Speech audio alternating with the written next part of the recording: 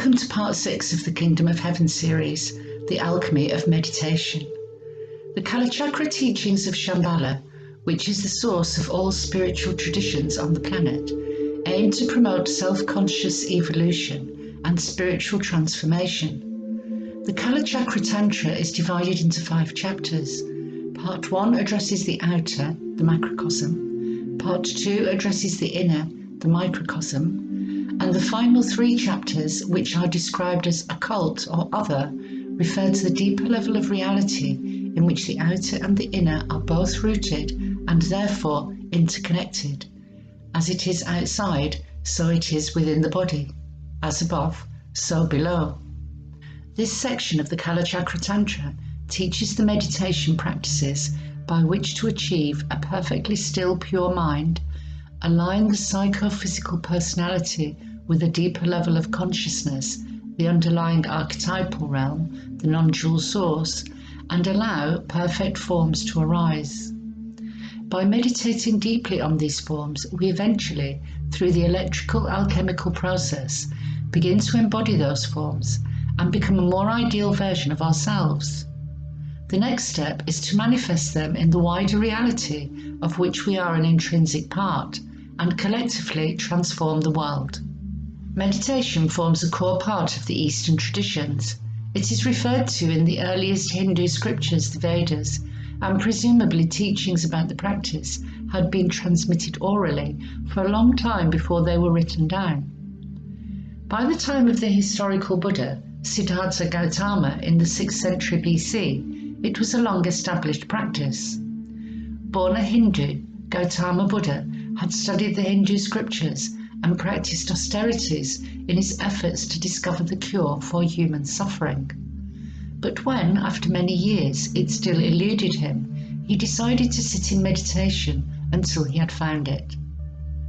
During his meditation, which lasted 50 days, he transcended the everyday level of reality and entered nirvana, an enlightened state of consciousness characterized by peace and happiness.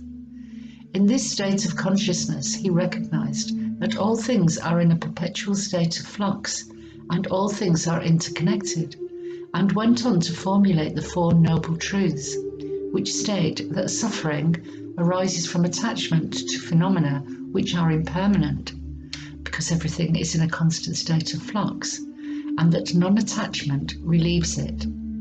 He also formulated the 8-fold noble path, which describes the ways we can directly achieve this level of awareness for ourselves, right meditation being one of them. It is difficult to establish the origins of meditation, to know when, where, and how it began as a practice. According to tradition, it was taught to humans by divine beings. According to some modern researchers, the numinous or spiritual sense is innate in all human beings, and may have been awakened in the early phases of our evolution by group chanting, ritual activities, and the ingestion of mind-altering plants. As society became more complex, however, with work becoming more specialized and social roles more clearly defined, the numinous sense fell dormant again. Access to the deeper levels of consciousness became the special province of those with the greatest ability to access the spirit realm, the shamans. By transcending everyday consciousness, they could access the inner planes, communicate with spirit guides or ancestors, and harness healing and other miraculous powers. Over time, the shaman became the holy man or priest, responsible for teaching the practice to those who were receptive enough to receive it. We tend to think of meditation as a practice associated exclusively with the Eastern spiritual traditions, but in fact there are many references to it in other religious traditions, and in some it is known to be practiced. We find references to it in the Judeo-Christian Bible, and certain Christian monastic orders practice it. There are several occasions in the New Testament where it is reasonable to assume that Jesus was listening to God as well as speaking to him, such as his 40 days and nights in the wilderness. Motivated by the desire to become a pure vehicle for the love of God, to heal human suffering, Jesus, much like Gautama Buddha, removed himself to the wilderness to meditate and to transcend his lower nature, personified by the devil, and to submit it to his higher self, which is the soul. Thus he experienced the birth of Christ consciousness in the heart. Knowing that the ageless wisdom was at the heart of all known religious traditions, he knew that it was only through meditation that the deepest levels of being could be accessed. And it was only at the deepest levels that the Spirit of God could communicate with the soul of a human being. He knew, as evidenced in the Lord's Prayer, that the key to human salvation lay in the union of the personality with the divine spark within, on earth as it is in heaven.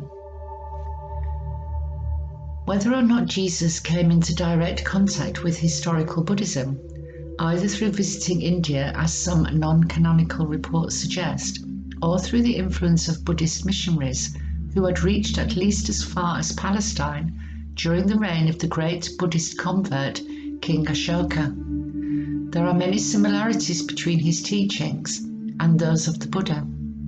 They both teach the importance of cultivating spiritual values and ethical restraint, the importance of meditation in accessing the truth that lies within one's own consciousness, the deeper level of consciousness that leads one to enlightenment and a blissful sense of oneness with the universe.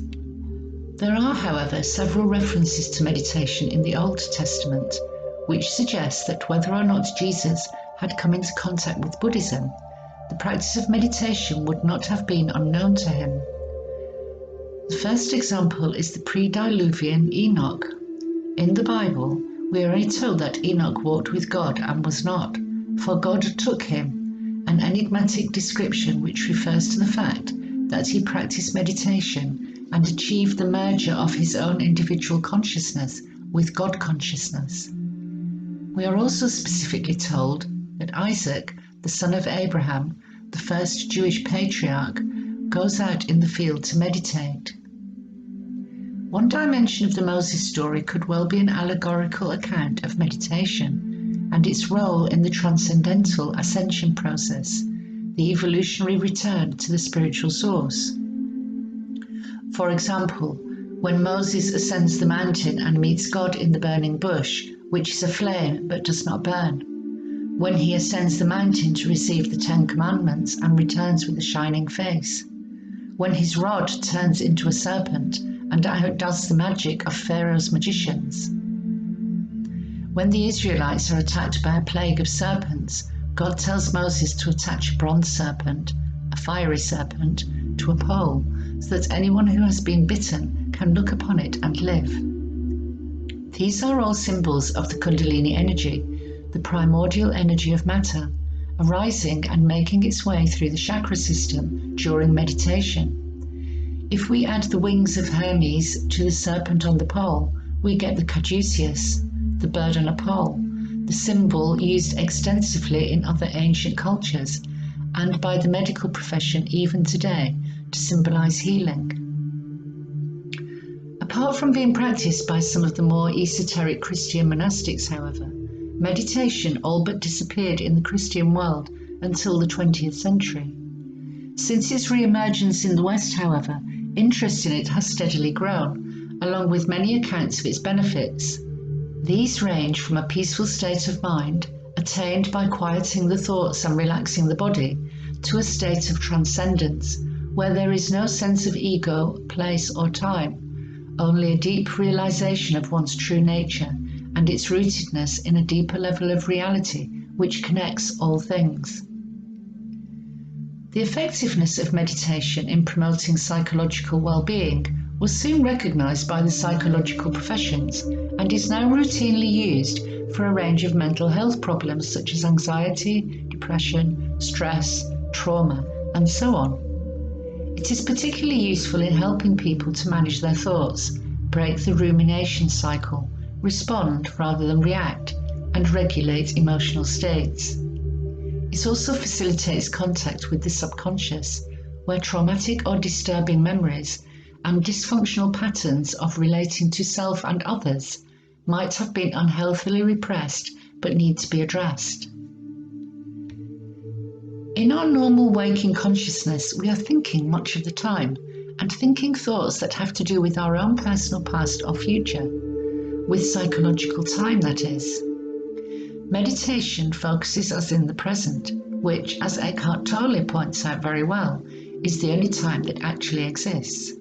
Tolle, who broadly speaking unites ancient wisdom teachings with modern psychology, acknowledges that chronological time is a convenience required when living in a human society, but recommends that we avoid living in psychological time. When we are living in psychological time, we are living in the ego and victim to the ego's accumulated pain body, to our painful memories from the past or our fears for the future. We may, of course, have nostalgic memories which are pleasurable, or hopes that seem to keep us going, but essentially, neither past nor future ever actually exist. Good psychological health can only ever really be attained when we stay in the present moment.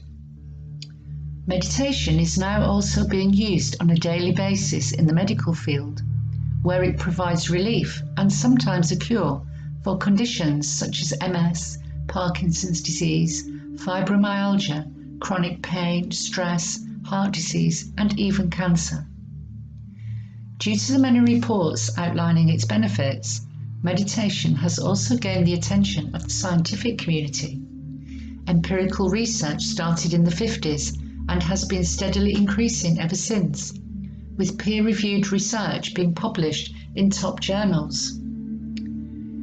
It is difficult to say what exactly happens in the human brain during meditation, but with the help of modern technology, functional MRI and PET scanning, for example, it is possible to see certain patterns of activity, which areas of the brain increase or decrease in activation in real time. Experiments showing the differences between a stressed or traumatized brain and a meditating brain are particularly interesting. Fight or flight, the reflex response that is associated with both acute trauma and prolonged onset stress, is governed by the autonomic nervous system. The autonomic nervous system has two parts: the sympathetic nervous system, which turns fight or flight on, and the parasympathetic, which turns it off.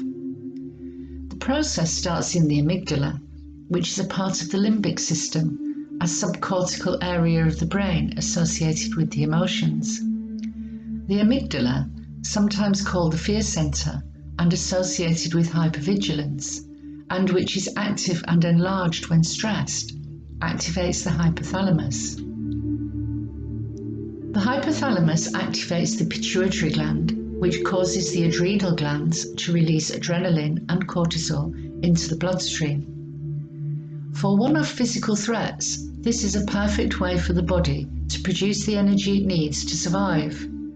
With stress or conditions such as PTSD, where every experience is coloured by fear, the fight or flight response is constantly active and over time causes damage to the psychophysical organism.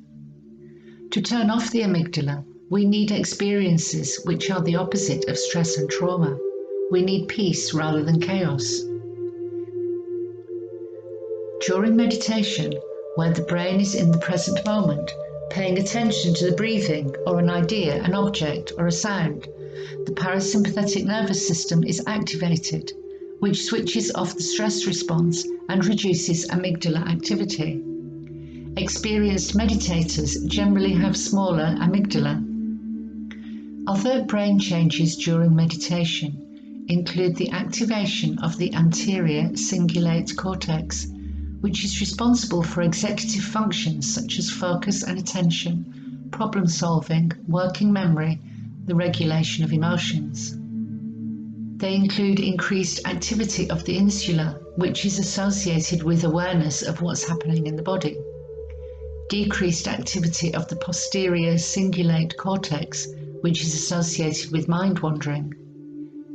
They include activation of the prefrontal cortex, which is associated with planning, decision-making, and abstract thinking. Other structures involved in attention and control of the autonomic nervous system include the parietal cortices, the hippocampus, the temporal lobes, the striatum, and the pre- and post-central gyri. Generally, we see higher blood flow and increased activity in the front part of the brain, the executive areas, during meditation, while the subcortical areas connected to hypervigilance see lower blood flow and become quiet. Interestingly, there appear to be two distinct networks operating in the brain, which are largely concerned with attention, emotion, and self-awareness. One is associated with mind-wandering and daydreaming, and one with relaxation and focused activity. The first involves parts of the brain associated with self-referential thinking and rumination, with anxiety and depression. It directs attention to the past and the future and ignores the present. In meditation, the second network, the relaxation response network, is activated. Disturbing signals are quelled, and the brain is reset. In a state where there is pure wakefulness and restfulness and decreased content, the brain appears to settle down to its ground state, and brain areas work together to produce brainwave coherence. In terms of chemical activity, arginine vasopressin is known to be released during meditation and has been shown to contribute to the maintenance of positive affect or emotion, to decrease self-perceived fatigue and arousal, and to significantly improve the consolidation of new memories and learning.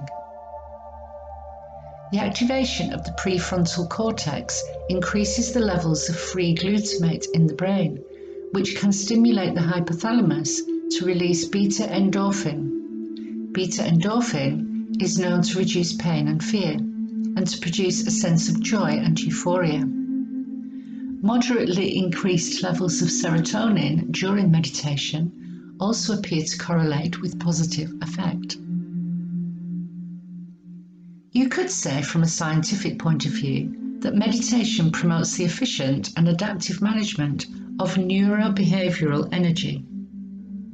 There are different kinds and different levels of meditation. Broadly speaking, these include focused attention. This involves focusing the attention on an object, image, word or phrase, idea or value, compassion for example, or on what is going on in one's own psychophysical organism, focusing on the breath, emotions, thoughts, sensations, and so on.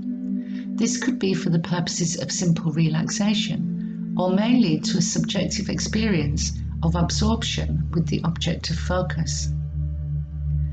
Next, we have transcendental meditation. This is where the meditator, silent and alert, transcends the steps of thought, feeling, and sensory perception and enters a field of pure consciousness, a field of pure awareness, of inner essence.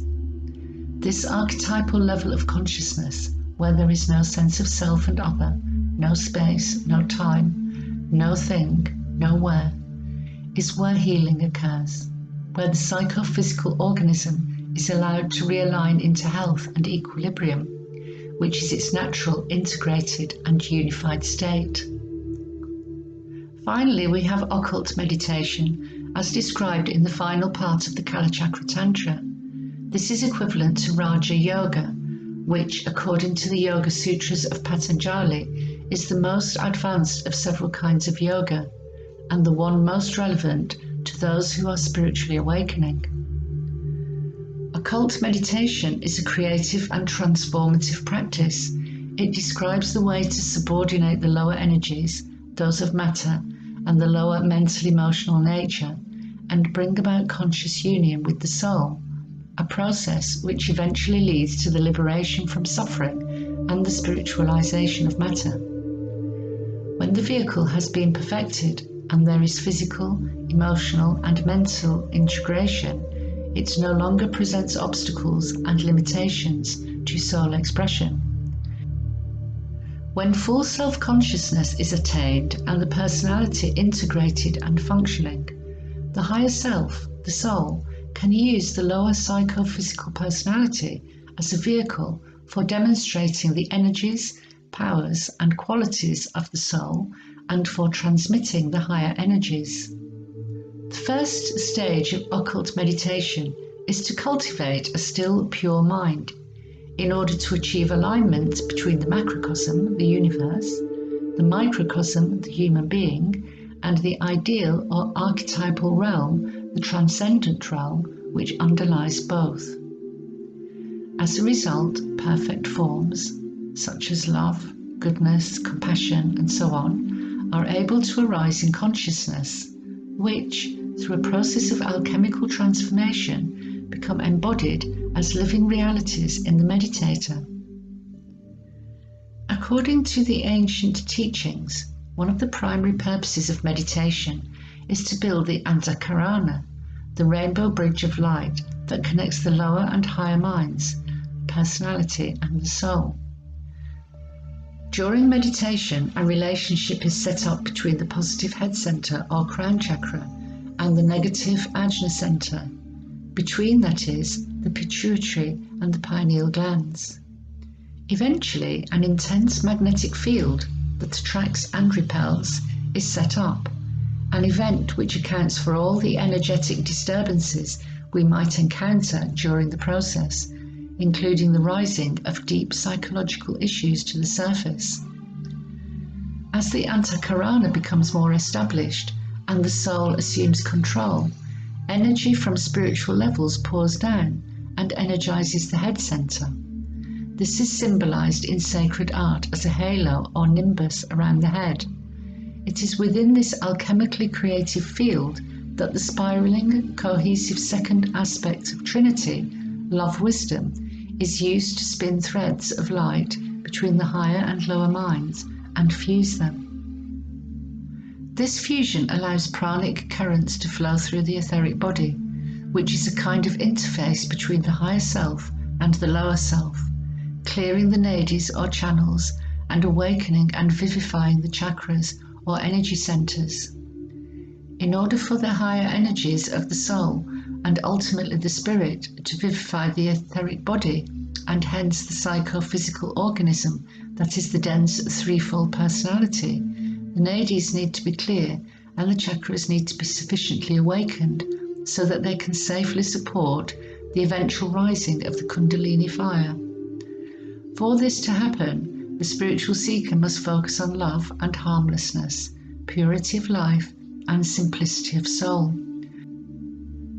When the mind is sufficiently quieted and the conditions are right, prana flows through the Ida and Pingala nadis down to the Muladhara or root chakra at the base of the spine, where the vital energies of the opposite forces circulating in Ida and Pingala are unified, and Shakti, the static unmanifested Kundalini energy, symbolized by a serpent, which is coiled 3.5 times, is said to awaken. Once awakened, it uncoils, passes through the gate of Brahma, enters the Sushumna, which is closed at its lower end as long as Kundalini is unawakened, and, drawn by the soul force, ascends upwards towards the crown, energizing the other chakras along the way and seeking to meet and ultimately blend with the descending spiritual energy.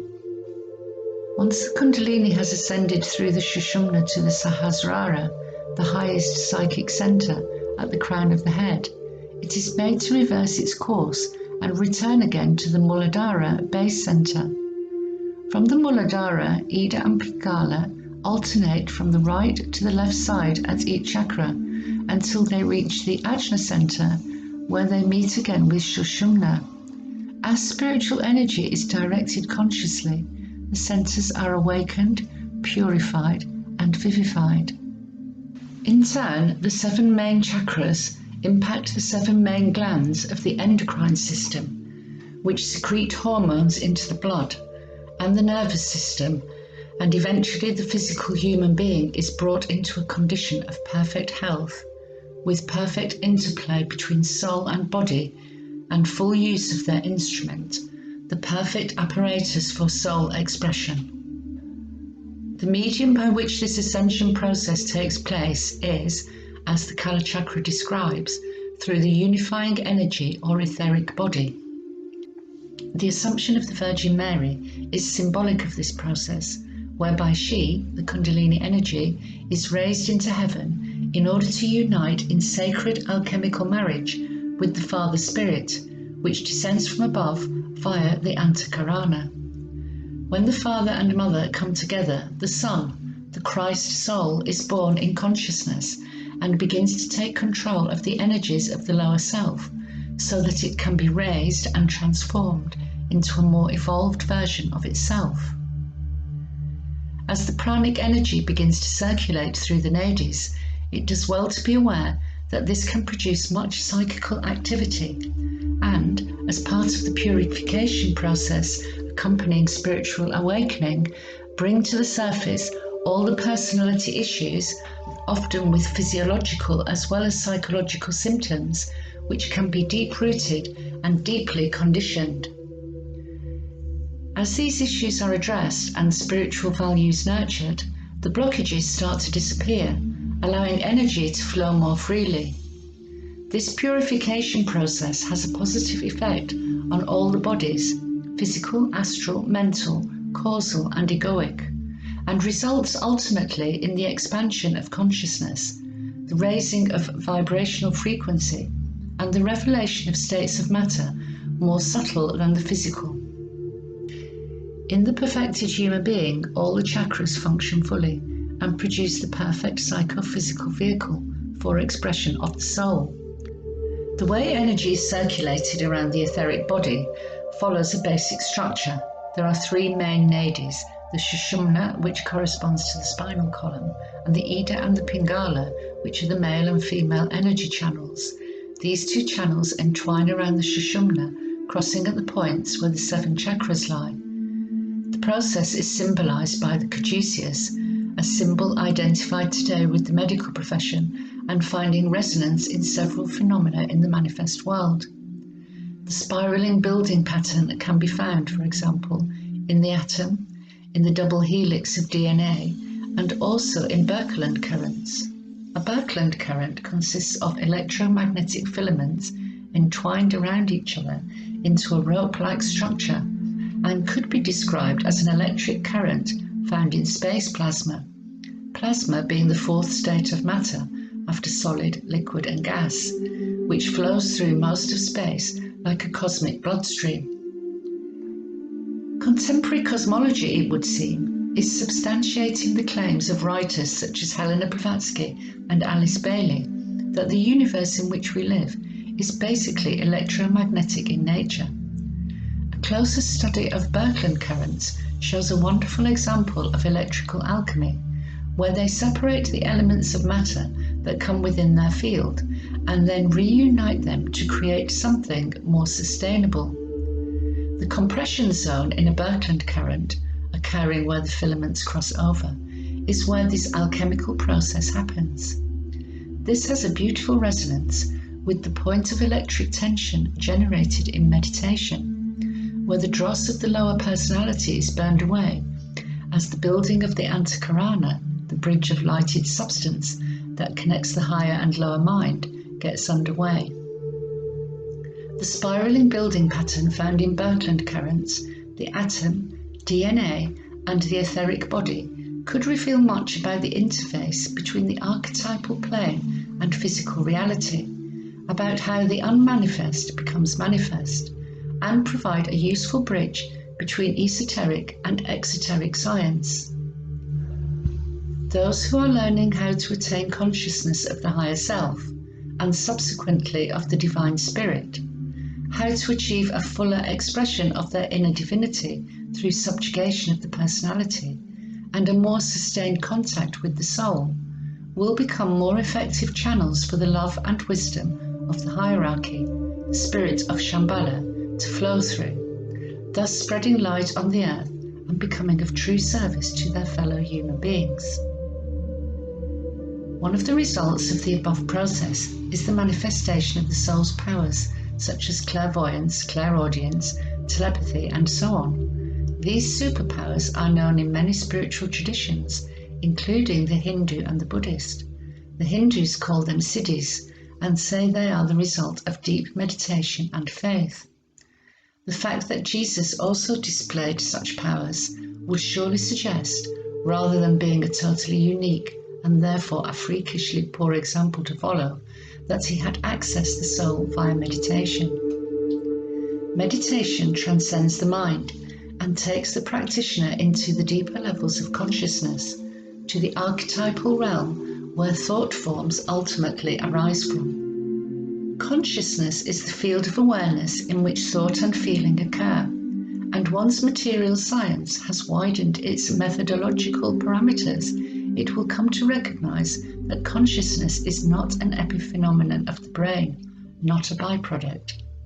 As the Eastern traditions hold, the brain is a highly evolved product of and vehicle, or indeed transmitter for, consciousness.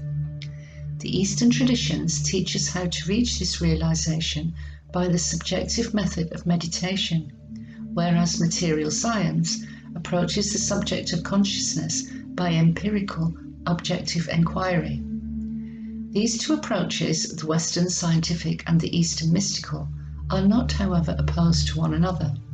Both the objective and subjective approaches are valid, and both go a long way in describing and understanding reality.